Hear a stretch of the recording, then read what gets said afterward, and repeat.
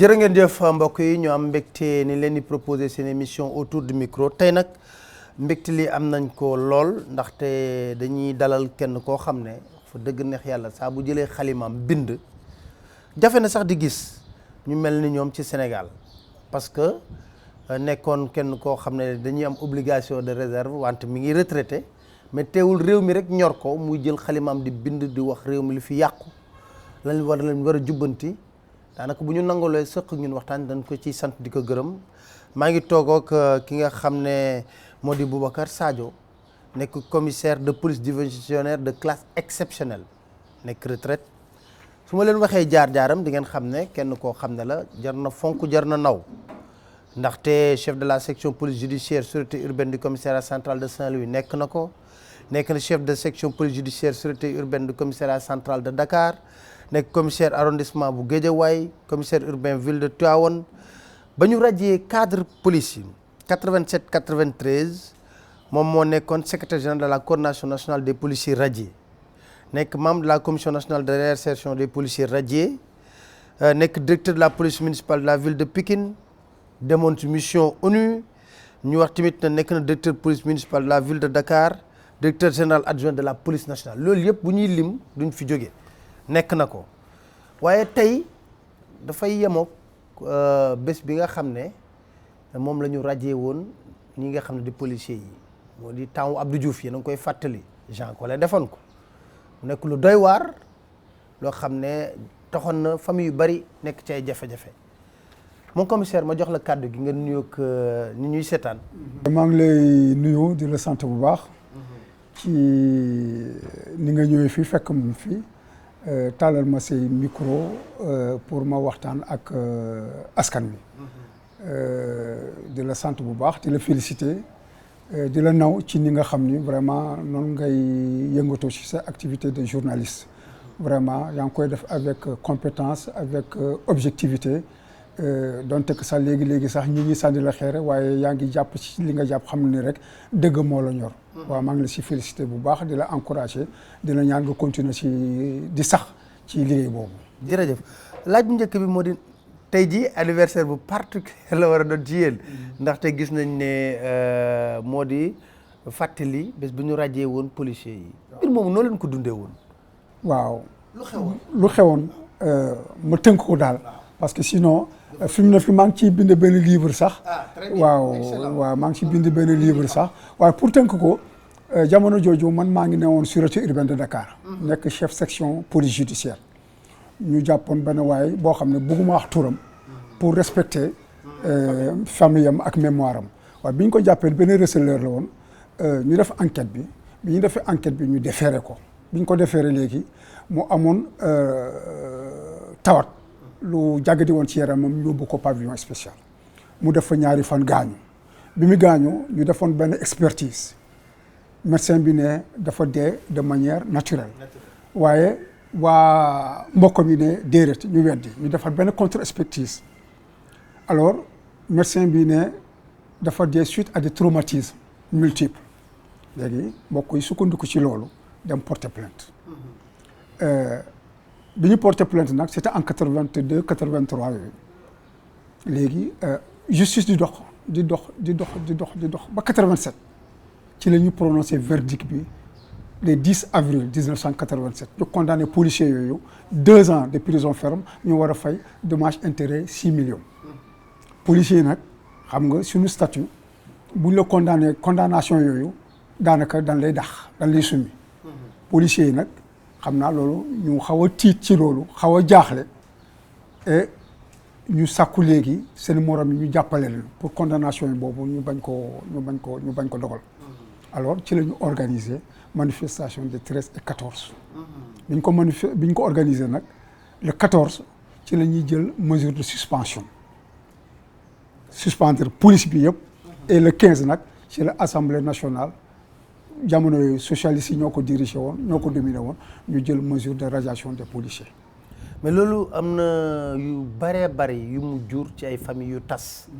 ndax ñu radié policier amatul lu mu indi dépense kër gi yàq na lu bëri de. yàq na lu bëri am na ñoo xam ne sax ci la ñuy tàggaloo ko ak seen i xel am na ñoo xam ne xaru nañ ci maanaam am naa ci benn officier boo xam ne xale la woon mais dafa xaru ci côté yoon national bi côté Fatick yooyu waaw dafa bàyyi ba oto ñëw rek mu plongé wu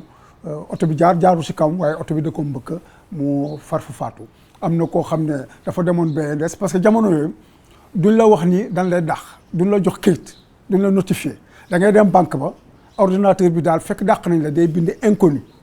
mooy génn si écran bi waaw xam nga koo xam ne liggéey na pendant 25 ans 30 ans police ñëw di fayoo ko ordinateur bi ne ko inconnu maanaam xamuñu la xam nga de problème la. am na kenn koo xam ne foofu la daanu crise si BNDES bi foofu ñu jël ko yóbbu ko principal mais foofu la jógee. wane ne injustice yàgg na bëri ci réew mi. yàgg na bëri si réew mi te injustice boobu moo gën a flagrant. parce que mesure bi sax Abdou Diouf si boppam en tant que président de la République waroon na ko mën a jël mais ni ñu ko waxee dafa daw ay responsabilités léegi nag mu jëbbal ko député yi député yi aussi moom li maam Abdou doon wax rek bu ñu leen indilee loi nañu xool seet ko bu baax a baax gëstu ko balaa ñu koy woote mais jamono yooyu dañoo ñëw ñu jox leen ko avec l'influence de Jean Collin et ñu voté loi bi mais li ci gën a metti sax li ci gën a doy waar sax non seulement sax dana toroxal ay seen yi mbokk ay citoyens lu mot juróom benn junni nit mais également danooy wëlbatiku def benn motion de félicitation ñoom ñëpp ñu jóg taxaw tàccu ne ñu ngi rafetlu lii xam nga loolu aussi dafa xaw a doy waar daal.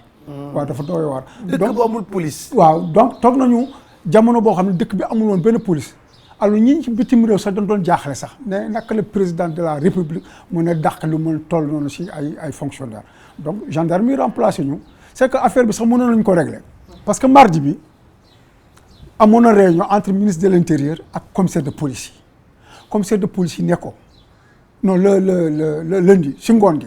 commissaire de police yi ne ko ministre de l'intérieur bàyyi ñun dinañu régler problème bi dañuy wax ak suñuy nit mais jamono yi moom fekk alerté ne woon na gendarme yi ba pare pour gendarme yi ñoo remplacer ci ëllëg si policiers yi donc commissaire yi bi ñuy génn ministère de l'intérieur si la ñuy tase officier gendarmerie yi ñoom ñuy yëg di seeti ministre bi donc jëloon na décision boobu waaw teewul ci guddi gi commissaire de police yi dem nañu seeti waxtaan ak alkaati yi ci ëllëg si ñu tase ñoom ñëpp commissariat central boole ci sax ay doyen yoo xam ne retraité woon nañu bu yàgg sax policiers yi d'accord ne bàyyi nañu dem nag di retrouver fi nga xam ne ku nekk fa nga doon liggéey waaye boo ñëwee fekk fa gendarme bu fa toog loolu moo tax police yi dellusiwaat encore commissariat central bi ñëwaat commissariat central ñu defaat beneen marche bi ñu ñëwee nag ba place de l'indépendance ci la ñu tase ak ay gendarme ñi jonkoon ñi taxaw yore fetal ah xam nga nag policiers yi nag ci la ñuy réagir rek comme devise armée rek on nous tue on ne nous déshonore pas ci la ñu wëlbatiku ñoom ñu dem commissariat central daj fi nga xam ne foofu la ñuy denc fetal yi ñoom ñu récupérer ay fetal ñu ne dañuy dem jàmmaarloo ak kii gendarme yi ñu wane ni ñoom tam ay jàmbaar lañu waaye nag yàlla heureusement def si. heureusement pour le Sénégal. waaw heureusement pour le Sénégal te maa ngi fàttali ko parce que jamono yooyu maa ngi woon commissaire Tivaouane te boobu ci dimanche ba lundi la woon ci dimanche ba dafa amoon ziara général maa ngi fàttali ko waxu maam Abdoul Aziz Dabakh waaw wax ju yiw wax ju sel ba pare nag wax ñi nañu génne sarax ma yaakaar ni sax sarax soosu sax moo taxoon deret tuuru foofu quoi voilà. waaw loolu c'est une histoire kon yàkkamti nañ nga génne yàkkamti nañu bon léegi nag après ñu def coordination des policiers radiés boo xam ne dirigé naa ko li ma si jàpp rek benn mooy manifestation jigéen yi moo organisé ah manifestation bu rëy biir Sandaga manifestation bi sax dafa jaaxale woon autorité yi commencé féetal que ay jigéen xam nga jigéen Sénégal ak nu mu bëree wax ak nu mu indiscrété ñu mën a organiser loolu te RG yi xamuñ si dara nga xam nga ne ay professionnels la ñu aussi keroog aussi bi ñu ko organiser aussi sama jabar moo njëkk a wàcc biir Sandaga sunu jabar yi à minuit 1h du matin lañ leen doog a yëgal ni suba da ngeen di dem manifestation dañu banoon yëf yi seen rek ci laa wax sama soxna ma ne ko gannaaw man maa jiite alkaati yi yooyu yaay njëkk a wàcc Sandaga donc à midi pile la wàcc Sandaga si digg tali bi si goudron bu tàng bi ñeneen ñi ñoo fekk ci ko foofu ñu jàppale ñoom ñëpp yóbbu leen commissariat central foofu tam ñu def fa boucan jour boobu sax maam Abdou jaar na foofu foog na dafa doon dem Casamance mu laajte li coow li lan la ñu ne ko jabaru policiers yi ñoo fi nekk xam nga lu mu wax mu ne waa mais xanaa nguur gi Abdou Diouf xamul ñi ay soppe yàlla lañu ku leen toroxal di nga torox te ku leen teral yàlla dina la teral te ñun aussi loolu mun nañ ko firndeel képp koo xam ne wax nga lu ñaaw wala def nga ñun bon ci mbir mi yàlla woon na la ko képp koo xam ne jàppale nga ñu war nga yërmande ci mbir mi aussi yàlla sagal na la ko. kon de yàkkamti nañ ci téere bi génn nga bind ko c'est important loolu moom mooy indi tey ñuy waxtaanee man su may lire say contribution damay jàpp ne da nga am benn déception bu métti ci nguurug Macky Sall lan moo indi déception boobu. waaw déception bi li ko indi c'est-à-dire que danoo nekkoon ci système boo xam ne donte que sax ay alkaati lañu ay gendarme lañu waaye nag am nañu ay ay citoyen lañu avant tout donc dañuy xool dañuy jàngat ñu gis ni que li fi jaaroon yëpp dara baaxu ci bon bi Macky di ñëwee nag ñu ne enfin am na koo xam ne mu ngi ñëw jeune la yaakaar nañ dina am audace soppi yi fii soppi bi Abdoulaye Wade doon wax ñu ngi ko doon yaakaaree si Macky Sall pour que bu ñëwee vraiment que mu soppi lépp doxalin réew bi yëf yi jaar si yoon nekkal fi ñëpp moom président mu tëdd njaaxanaay waaye nag bi ñu demee ba gis nu muy doxale ñu gis ni daanaka lépp li nga xam ne woon moo taxoon population bi jóg ba le 23 juin sax am pour yëf yi changé ñu gis ni que mu ngi def lu mel noonu wala mu ngi def lu raw loolu ay ñooñoom ñu ngi def li nga xam ne moo raw lii ñooñu Abdoulaye Wade doon def donc vraiment mu tàngal xolu ñi muy déception bu rëy boo xam ne dama ne nag devant une telle déception bi ma nekk xëy na policier mënu ma ko woon wax parce que maa ngi woon ci benn carcan statutaire boo xam ne mun ma woon wax waaye bi ma demee ba retraité nag ba jël sama liberté nag ma jël sama liberté de ton d'opinion de conviction et de parole donc ma am sañ-sañ nag lépp loo xam ne doxul nag si réew mi nag ma jox ci sama xalaat. am na bu la ci gën a métti non respect de la parole donnée damay gis chaque jour di ko ubbee gën non respect de la parole donnée dafa am importance dañuy ci société yoo xam ne du li ngay bind moo am solo waaye kaddu bi ngay joxe moo am solo te kilifa wax dëgg yàlla ñu ngi lay naw ci kaddu fekk ni sa kaddu amatul benn valeur rek da nga xam ne yow sa wàllu bopp amatul benn valeur donc ma seetlu ni que dafa jëloon ay engagement yu bari yoo xam ne dafa ne woon bu ma bañ na sax ba moom bi ñi doon wax promesse moom nee na man defuma promesse ay engagement lay def pour wane ni que moom uute na ak ñeneen ñi que ñeneen ñi dañuy def promesse mun nañ ko bañ a respecté waaye moom engagement la donc su toogee rek da koy jëfe mais ñu gis ni que jëfewu ko lu ma waxoon ne woon na dafay def 7 ans deful 7 ans def 5 ans la def te 5 ans yi yëpp xam nañu dafa sukkandiku ci benn avis conseil constitutionnel boo xam ne avis la rek engagé woo ko fekk ñoroon na ko dëgg même lu ko tere woon sax mu démissionné pour rek mën a ay jëfam méngoo ak ay kàddoom mais defu ko te fu nekk la dem nag si àddina bi juróom-ñaari yoon wax na ko ci ay président wax na ko ci ay mbootaay yoo xam ne ay kilifa fa nekk et cetera te sax li gën a doy waar sax bu ko waxoon sax ci njëlbeen bi sax ñu mun a comprendre waaye dafa toog ñeenti at yoo xam ne daanaka dafa nelawal nit ñi waaye ba nga xam ni léegi benn at bi moo des rek mu wax ko ak lu mu waxati woon ne woon na encore dafay def gouvernement boo xam ne gouvernement bu restreint la 25 actuellement gouvernement bi mu ngi ci 40 ministres boole ci nag sans compter nag ministre conseiller ak yooyu xoolal Chine bi nga xam ne 1 milliard seen habitant 1 milliard la ñu ngi am 28 ministres 1 milliard 28 ministres. ñoom boo leen waxee dañuy wax réalité yi du benn. ban réalité du benn. il faut nga ay composition non yooyu nag sax après sax dañ ko war a dindi. waaw composition géographique composition ethnique composition religieuse et cetera dañ ko war a dindi un citoyen et un citoyen. fekk ni par exemple Dakar gii mun nañ fi jël 15 ministres yoo xam ne ils sont compétents te bu ñu dugalee ci gouvernement dañuy faj soxla askan bi nañ leen jël dugal leen sur waaw donc parce que loolu mooy tax parce que fekk ni da ngay obligé nga jël koo xam ne xëy na mu ngi dëkk ci gox sàngam fekk gox boobu ne amul koo xam ne am na capacité boobu wala compétence boobu nooy def vous êtes obligé de prendre quelqu'un boo xam ne aussi du mën liggéey bi loolu mooy indi yenn erreurs yi quoi lu mu waxti woon ne woon na OFNAC ñoom ñoo ko moom CREI yi ñi fi weesu waaye gis nañ ni muy doxale CREI yi ana ñaari fukk ak juróom ñi ñu waxoon kenn rek lañ ci seppi muy Karim OFNAC bi ñu ngi fi directeur général COUD mu ngi fi directeur général poste ngi fi directeur général port ngi fi ñoom ñëpp luubal nañu ba ñu andi firnde ni luubal nañu waaye ñu ngi fi toog seen place ñeneen ñi sax dem nañu ba ne amuñu droit sax ñu leen di jox ay responsabilités waaye ñu ngi fi mais kooku sax c'est un manque de respect notoire au Sénégalais te li gën a métti encore mooy ñooñu luubal franchement ci ñooñu la président de la république yaakaar pour ñu jàppale ko pour ñu gunge ko daf ñuy metti aussi ay citoyen la ñu suñu président bëgg nañ nekk entourage am nekk ay ñi ñu sell ay ñu ñi ñiw ay ñi ñoo xam ne ay royukaay la ñu nga xam ne bu ñu leen gisee rek dañ leen mën a naw waaye nag nga nekk président de la république mbooloo mi yaakaar la te ñi gis ñi la wër ñëpp ay luubalkat lañu ay sàcc lañu ñu bëri lu ëpp ci ñoom mais loolu aussi dafay découragé waxoon na ni rakkam Aliou Sall du ko mës a nommé moom décret nga xam ne sañ-sañam la du ko mës a jël mukk pour nommer rakk ji mais ñi gëm loolu mais mu teggi ko mais loolu nag effectivement nag léegi loolu day tax citoyen bi jaaxle que président bu mel noonu loo wax nga tebbi ko loo wax nga denc effectivement am na lu muy nirool. da lay nirool. parce que tubaab nee na trahison xam nga mooy lan. wor mooy lan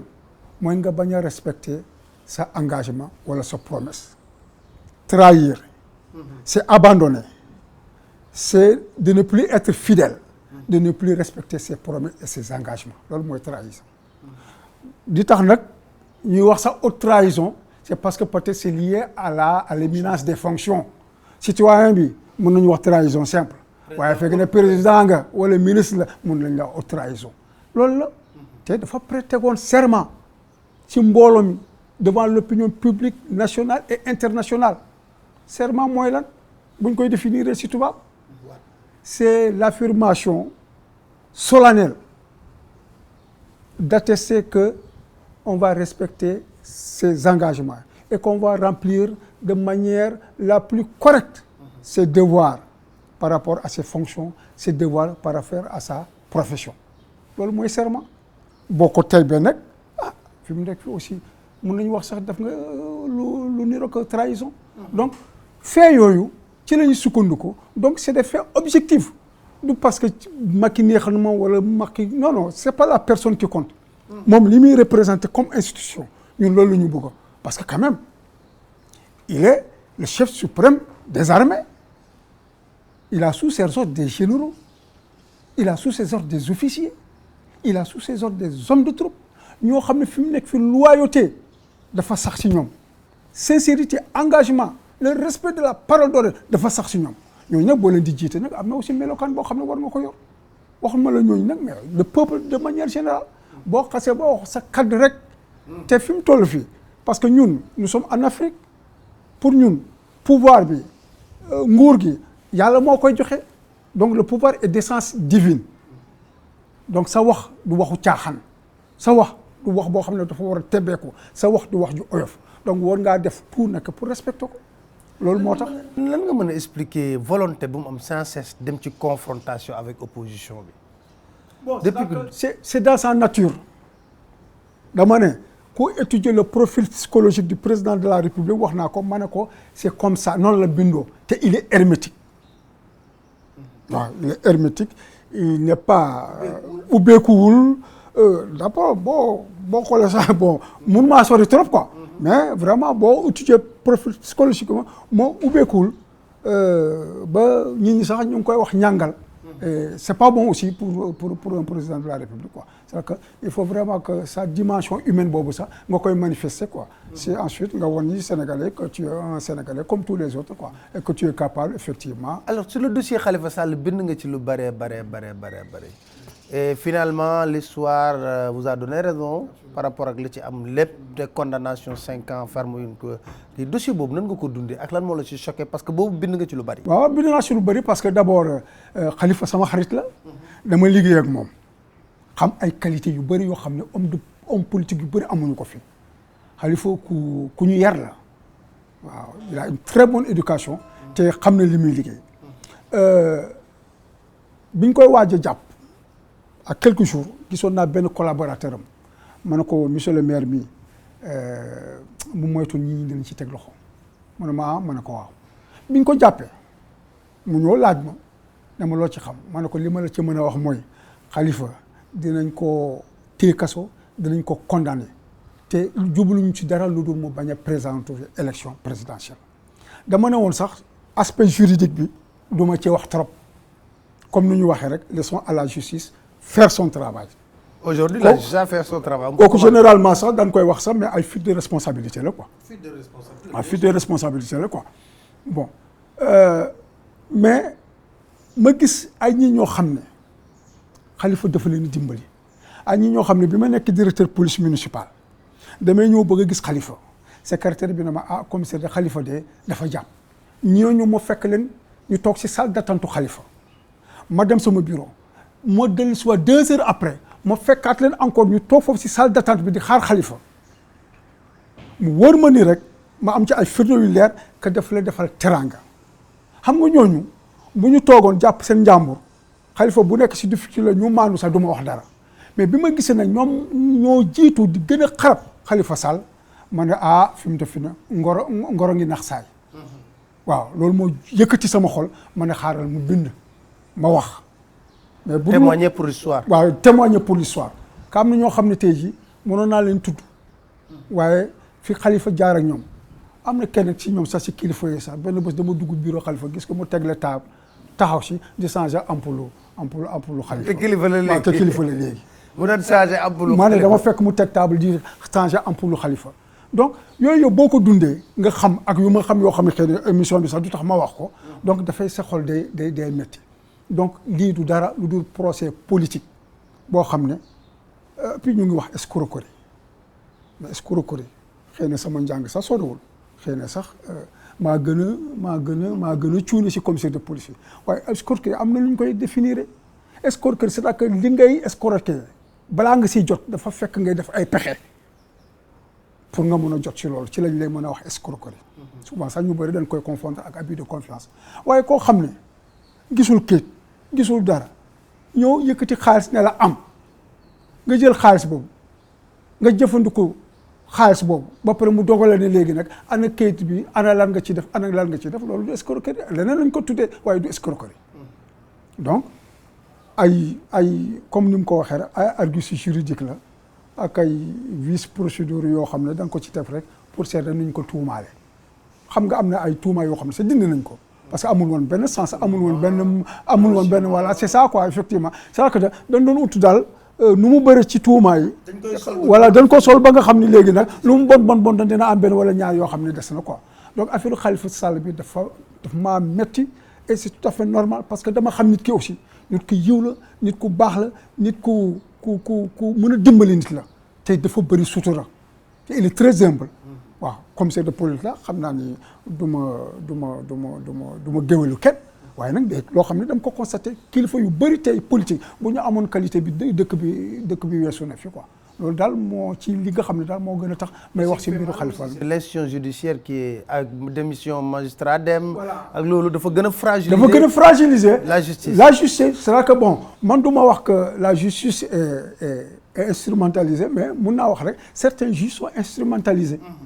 waaw instrumentaliser c'est utiliser quelqu'un ou quelque chose comme un instrument. mais moi ça je dirais pire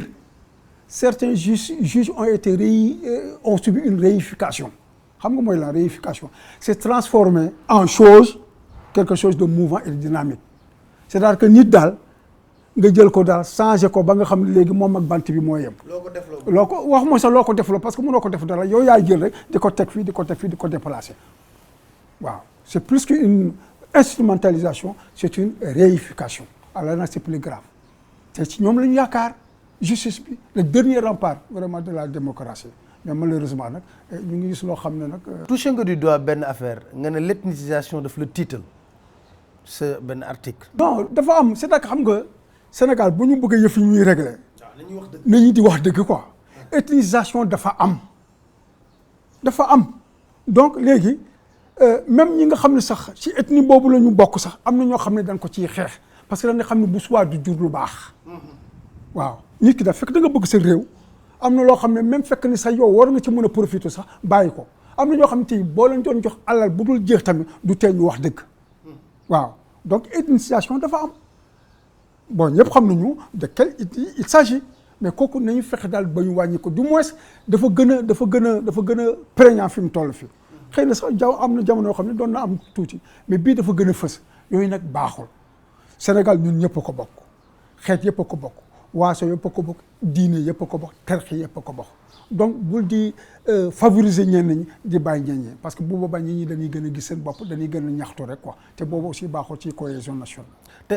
cohésion nationale bi aussi à l'heure actuelle c'est menacé par l'histoire du parrainage ban point de vue nga ci am. non parrainage bi encore une fois bon ñi nga xam ne ëpp nañu ma xam-xam ci wàllu droit wax na ma ko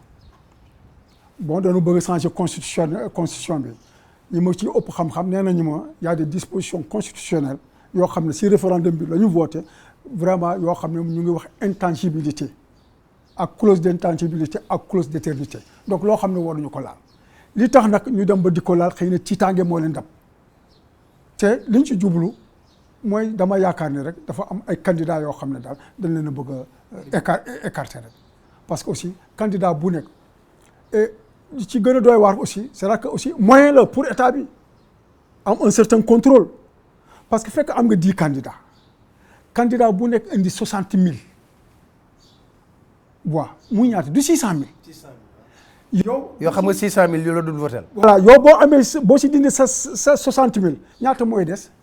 520 000 yoo xam ne wóor na ni yow xëy na duñ la votel mais 520 000 nii mun nga leen bañ a voteloo parce que 60 000 yi nga xam ni ñi nekk Ziguinchor da ngay jël seen carte yëpp tuxal ko Diourbel ñii si ñee nekk Diourbel nga jël seen carte yëpp tuxal ko Saint-Louis ñii nekk Saint-Louis nga tuxal seen carte yëpp Kaolack ñoom ñëpp kenn du ci voté donc tu vas éliminer d'office 580 000 kii waaw c'est que di nga accepté candidat yooyu xëy na ñu ñëw voté ñu présenté wu waaye seen i militants yi éliminé nga leen donc tu auras fait disparaître 580 000 électeurs yoo xam ne du ñu mun a voté parce que mënuñu gis seen carte te bu ñu gisee seen carte seen bureau de vote yi c'est à 500 ou 600 kilomètres mënuñu dem foofu di voté y a que cet aspect là ak aspect yu bëre yoo xam ne ñi tudd nañ ko politiciens kii les hommes politiques dénoncé nañ ko donc c'est une très mauvaise chose te aussi boo jëlee mesure nga gis ni que lu ci bëri ci askan bi ak classe politique bi ànduñu ci rek nga dellu ci gannaaw quoi waaw c'est un signe de grandeur quoi waaye nag li bon mooy ngay persister ngay persévérer quoi dina am loo xam ne dina jur bu boobaa nag responsabilité si sa ndodd rek lay kopp quoi je crois que c'est pas trop tard. mais am na lu ma jaaxal moo di dafa mel ni moom dafa sukkandiku ci force de sécurité yi def parce que gis naa li xew Ziguinchor loolu vraiment lu doy waar la ay force de sécurité défense dóor ay enseignants ak yooyu te dañ leen autorisé woon seen marche bi buñ ko autorisé wul woon sax mën nañ wax ne il ne devait pas défier l'autorité mais dañ ko autorisé dem ba si yàgg préfet bi jot ay ordre na ko bu marche bi am finalement gis nañ li ci xew loolu tamit force de sécurité am nañ responsabilité ci loolu. am nañu responsable c'est-à-dire que doxalin bi sax quelquefois daf lay jaaxal quoi parce que préfet nga tere nga wëlbatiku autorisé ça veut dire que quelque part da ngeen étudier wul situation bi nu mu demee te Casamance nous sommes en zone de conflit te yu mel ni nga war a moytu muy am foofu parce que yu mel ni bu amee ci la saa yu mën a rax alors que ñëw di marche autorisé nañ leen fu nekk si Sénégal nga bëgg leen ko tere Ziguinchor ça veut dire que yaa ngi singulariser région boobu c'est pas bon il faut traiter cette région là au même titre que les autres régions donc foofu préfet boobu foofu daal def na fa erreur boole ci ay enseignants lañu yorewuñu ngandaay yorewuñu dara loxo nen rek la moi j'ai été enseignant jàngale naa ne serait-ce que benn at xam nga fu ma jàngale sax Fatick laa doon jàngale. Fatick waaw Fatick laa doon jàngale naa fa benn at balaa may nekk commissaire de police mais dafa rafetul ça donne une mauvaise image bon force de l'ordre yi vraiment am na image yoo xam ne man commissaire de police gis naa ko bu ma sañoon daal du ma ko seetaan waaw bu ma sañoon man commissaire de police gis naa image yoo xam ne daal xaw na ma metti moi en tant que commissaire de police mais li gën a graaw ci affaire boobu mooy maa ngi seetlu bu may seetaan télé maa ngi gis ne que l'utilisation abusive des ASP dans le maintien de l'ordre c'est manifestement illégal kooku nañ ko bàyyi yoon terew ñu ko amuñu benn sañ-sañ ñu jël casque wala bouclier di ko jox benn ASP muy dem ci manifestation c'est manifestement illégal ASP boo xam ne gaañu na ci wala dee nañ ci ay waajuram mën nañu wëlbati ko porter plainte contre l'État parce que amuñu woon droit utiliser ko waaw c'est pas des personnes entièrement donc koo xam ne xamul dara ci loolu ngay jël c'est-à-dire que yooyu. mooy indi ay bavure mooy indi bavure. bavure mooy koo xam ne généralement nag bavure na boo ko gisee façon yooyu la wala xëy na ay auxiliaire la parce que même auxiliaire yooyu amuñu droit sax di def yenn yi donc police ak gendarmerie ak militaire liggéey la c'est une profession da nga koy jàng mokkal ko ba nga xam ne bu ñu la jox ay responsabilité di nga xam noo ko doxalee waaye boo ci raxee koo xam ne xëy na xamu ci dara loolu mooy indi mais image yi ma gis dëmb Ziguinchor image loo xam ne dafa ñaaw ay enseignants lañu c'est des dispensateurs de savoir avenir xale yi ñoom ñoo ko yor mu neex nit ñi mu naqari nit ñi ñoom ñoo ko yor donc ñooñu nañu seet vraiment nu ñuy waxtaan ak ñoom surtout que vraiment li ñuy laaj état bi moo ne lu jaadu ak lu mën a nekk ñoom dañ koy signer donc boo signer da nga signer loo xam ne jaadu na ak loo xam ne mën na nekk waaye kon jëfe ko. ak respect des accords. ak respect des accords sinon nag nit ñi nag boo gisee ñuy xultu nag dañuy gis loo xam ne xëy na ñoom dañ ko war a am parce que ñu ngi si def ay sacrifice te ñuy gis xaalis ñu koy passer feneen.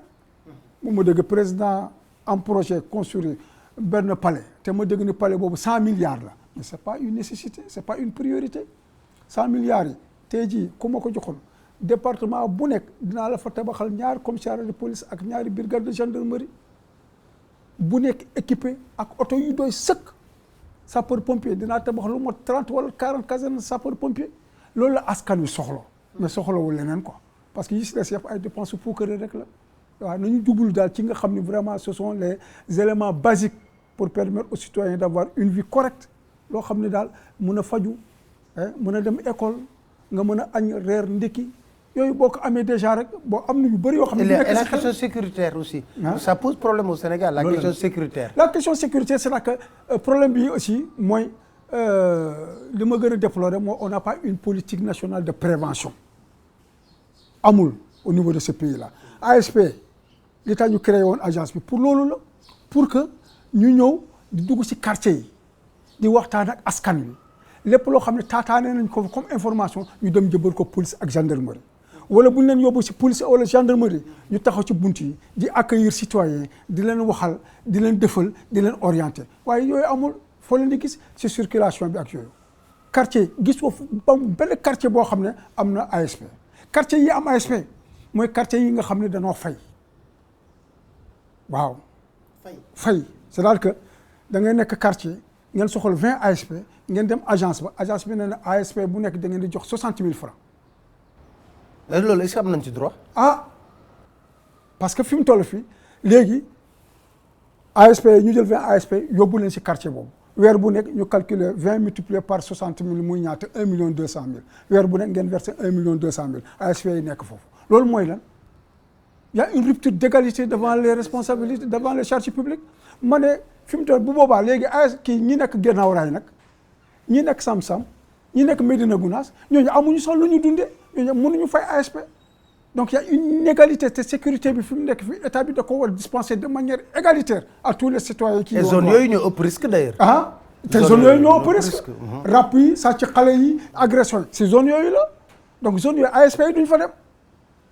te ASP dañoo dugg ci quartier di waxtaan ak délégué quartier yi di waxtaan ak nit ñi di waxtaan ak njaboot yi di waxtaan ak ASC yi pour ñu xam exactement lan moo xew ci quartier bi naka lañ ko war a régler et cetera waaye defuñu liggéey boobu c'est-à-dire que defuñu police sécurité de proximité defuñu ko. L'agence nationale de sécurité et de protection vraiment n'est pas encore entrée dans le cœur de son métier li tax ñu créé te ko te fi mu toll fi dépensé nañu léegi mu mot 40 milliards bi ASP créé ba léegi dépense bi mot 40 milliards. Pour quel résultat xale yi ñuy sàcc di ci quartier te xëy na bu amoon ASP xëy na il serait beaucoup plus vigilant xëy na bu boobaa nit ñi dootuñu ñemee def yenn ñi sax donc vraiment il faut que ñu seetaat encore la politique de l'agence nationale à la sécurité de proximité c'est une bonne idée nag mais actuellement c'est dans l'application où vraiment ça fait défaut. tey sa kàddu bu mujj lan lay doon par rapport ak situation de tension bi ñu jëm rawatina. Parce que bu xeexoo am dañuy yaakaar force de défense de sécurité yi intervenir ñu am tamit responsabilité. lan mooy doon sa message boo leen war a lancer. li ma leen lancer mooy ak li may lancer autorité yi population yi d'abord am na loo xam ne ñoom dañu xam ni buñ ko di jiñ politiciens yi rek la affaire bi affaire citoyen la. affaire yi affaire peuple bi la comme ni ñu koy wax ci français il n'y a pas un seul exemple concret dans le monde où un peuple ou une nation ait changé son destin et sa condition autrement que par le sacrifice et la volonté d'y parvenir. ñoom ñooy bëgg a yëf yi soppeeku mu jaral leen ñu def ci seen bakkan mu jaral leen ñu def ci li war. Quand on a maintenant aux autorités dama leen di waxal ni amul benn arsenal militaire ak lu mu bëre doole amul benn dispositif policier ak lu mu dissuasif boo xam ne mën na tere population bu décider rek arrêté ko kooku amul. Donc léegi li am mooy ku nekk na nga dellu si sa xel force de l'ordre yi nag nañu xam ni ils sont disons dans l'obligation d'être toujours républicain mais Macky am na lu mu wax nee na l'armée doit rester républicaine. L'armée doit toujours être du côté du bon côté, c'est le côté du peuple. Macky si boppam moo ne un ordre illégal il faut refuser de l'exécuter moom ci boppam moom moo ko wax. Donc ça veut dire que nañu xam ne ñoom autorité aussi ñii nekk force de l'ordre aussi du ñu ay ngaakate du ñu ay dof ay sénégalais lañu ay doomu jaaykatu caaf lañu ay doomu dawalkatu saret lañu ay doomu maçon lañu ay doomu policier lañu ay doomu docker lañu ay doomu baadoole lañu. am na loo xam ne wóor na ma ni rek duñ fa àgg donc li am ba am dëkk bi ñun ñëpp a ko bokk ñun ñëpp bëgg mu nekk ci jàmm te moom la ñu yéene mu nekk ci jàmm force de l'ordre yi ak population bi nañu xam ne am na cordon ombilical bu leen boole c'est l'intérêt général du peuple donc nañu fexe nañu moytu sax di leen di jaxase parce que bés bu ñu leen jaxase rek dëkk bi ci boppam mooy jaxasew ñoom nañu xam ni ñi ñuy jàkkaarloo c'est pas des ennemis peut-être c'est des adversaires du moment d'un moment rek nañ def seen liggéey correctement mais sans ñu abuser waaw nit ki boo ko war a jàppal dama lay jox benn exemple rek nekk naa commissaire de police ma dem ci benn prison bi ma demee ci prison boobu man rek kii ma régisseur bi sama ñoo defandoo formation école police quoi bi ma dugg ci prison bi yenn prisonniers ñu ne ma commissaire mais il faut balaa ngay génne il faut nga toog ñu ataayal la quoi ma ne non dama kii ñu ne ma commissaire il faut nga toog man sax du may naan ataaya quoi ñu ne ma il faut nga toog il faut nga dóor premier quoi parce que ñu ngi doog a commencé waa ji laaj ma ne ma lii lan la xanaa du yaa leen indi fi ma ne ko waaye man maa leen indi fi